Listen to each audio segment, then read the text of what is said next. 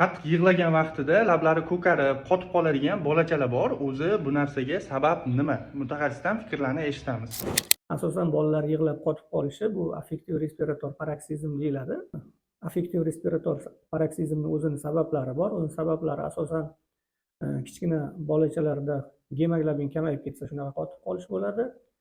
Qondagi mikroelementlar tushib ketsa, kalsiy, magniylar kamayib ketsa shunaqa qotib qolish bo'ladi yoki yuragida nuqson bo'lsa shunaqa qotib qolish bo'ladi yoki o'sha bolani miyasidan bo'ladi, boshidan bo'ladi.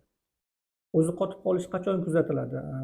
Affektiv respirator paroksizm borligini ota-onalarimiz qachon biladi? Asosan bolachalardan o'ynab turgan o'yinchog'ini tortib olsa, oldida baland tovush eshitilsa, yiqilib tushsa, boshqa bolacha jahliga tegib ursa yoki o'ziga o'sha kerakli narsa bo'lmasa, to'satdan qattiq yig'laydi va qotib qoladi. Mana shu holatlarda ota-onalar birinchi qotib qolishini bilishadi.